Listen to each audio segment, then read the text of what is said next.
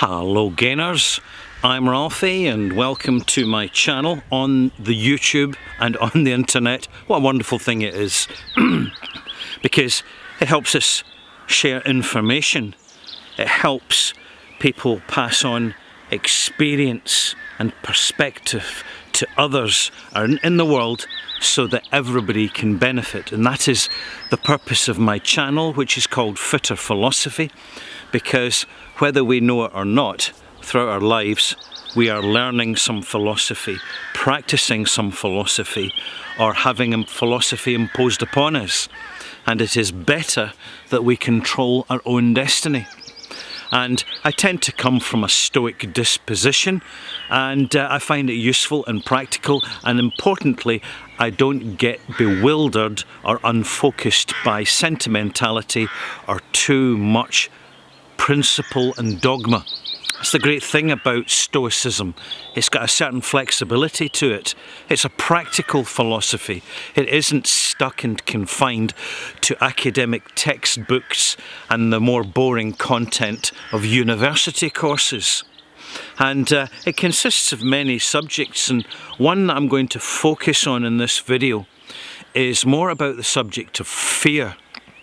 Fear is something which is worth examining through the experience of life so to understand it better, for the simple reason that as children we tend to experience fear as the raw emotion without perspective, because we don't have the experience to add perspective and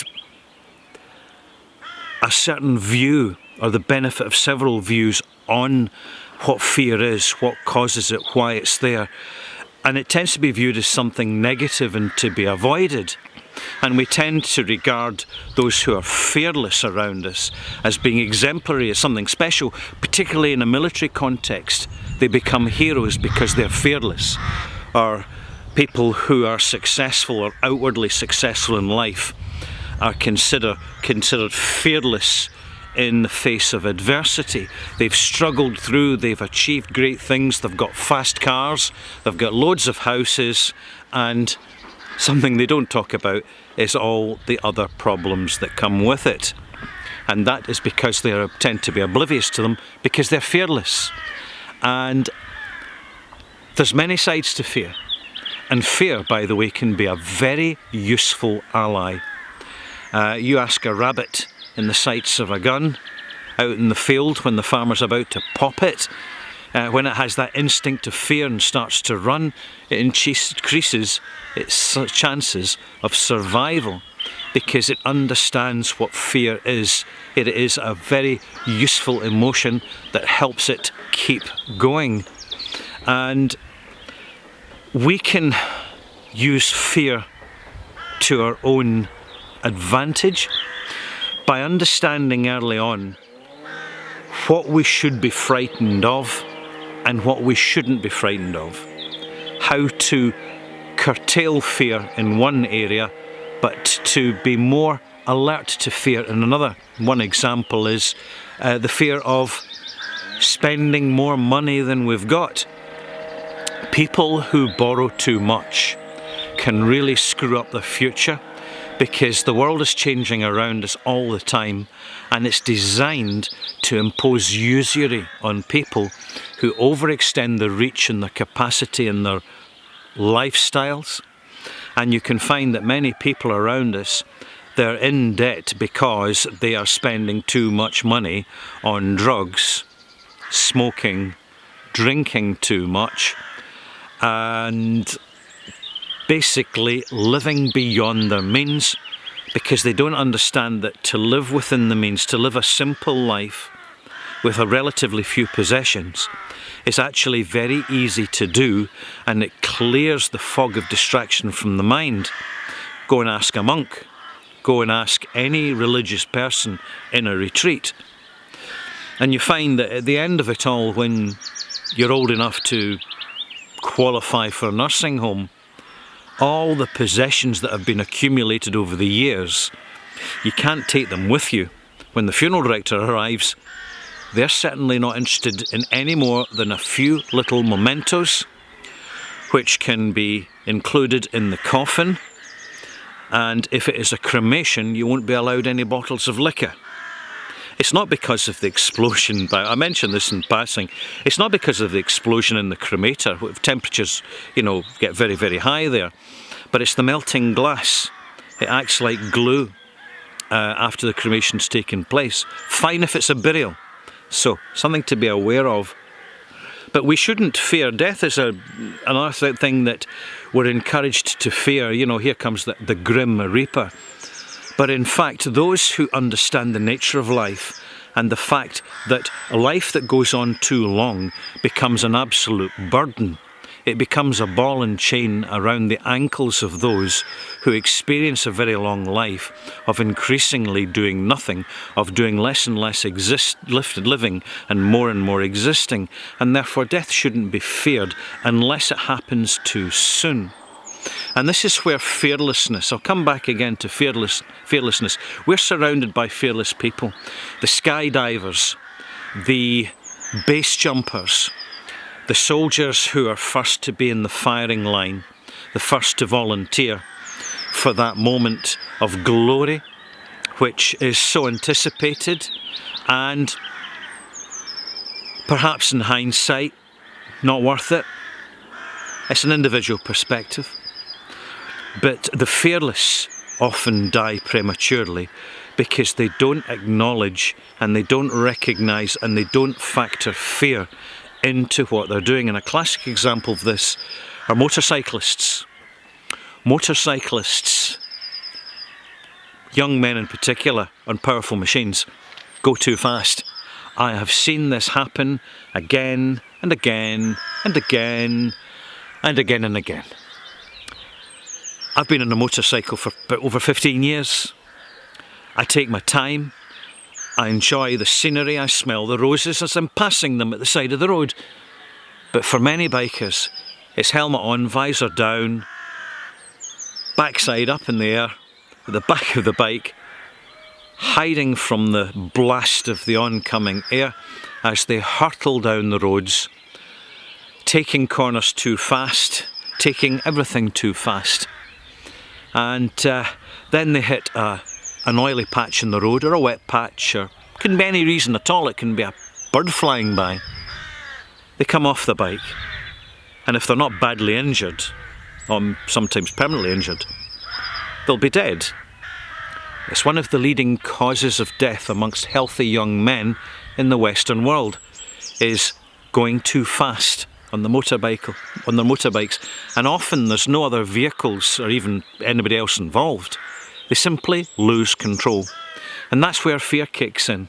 Fear is healthy because those who are less fearless and more fearful are cautioned, restrained, more measured, and actually have a greater chance of survival.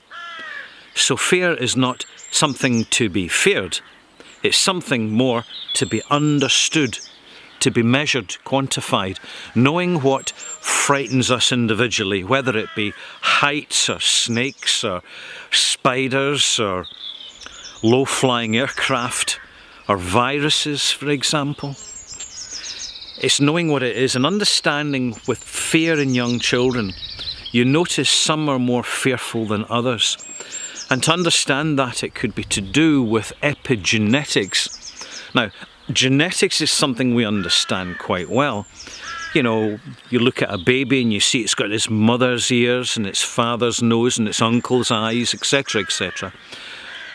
But it doesn't stop there. When children are born, they inherit the provenance of their past.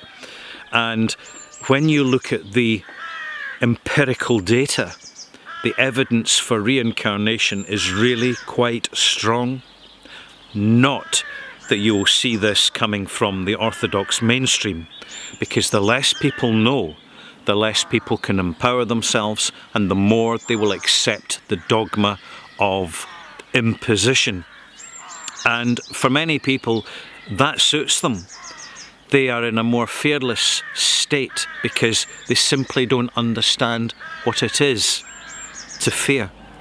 They're a little bit dumb, and at times it does no harm at all. It helps to cope with the human condition. But when you watch the young child growing up and wonder, well, why are they so afraid of this and why are they so unafraid of that? It could be due to their epigenetic inheritance of emotions and past life experiences which are affecting their re-embodiment now and in the present. I would conclude by saying that to a certain extent one needs to have fearless people in a society, because when the rocket's heading off for Mars or beyond with passengers, there is a chance that they may die as part of the mission. It has happened in the past. And for people who are not afraid, they will be the front runners and the pioneers for human awareness and progress out into the solar system and beyond.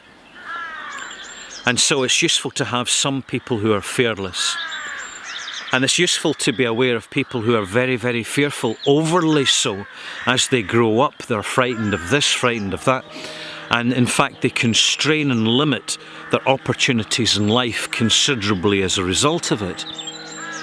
So it's understanding, importantly, to get the most out of life for ourselves, we need to know our range of fear. What are we fearless about? What are we fearful of?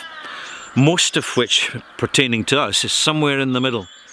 We know what we don't like, we know what we do like, we know that it's good to frighten ourselves just a little bit, often, now and again, just to push our boundaries and stretch our tolerance levels, and to, as a result, to grow of it. So fear is there to be understood, and when it's understood, it is disempowered more, particularly at the moment with the global pandemic situation. A lot of what people are frightened about is something invisible and frankly unknown, and there has been so much mixed messaging from all different directions as to what it is and what it isn't, what it could be and what it might be, that we have got to put things into a manageable portion for ourselves and just get on with life. Life is for the living. We support the dying. We understand the fear in them. We confront and examine the fear in ourselves. And one of the biggest fears of all is the fear of death. And my advice on this, having been a funeral director for over 20 years and seen the theatre and the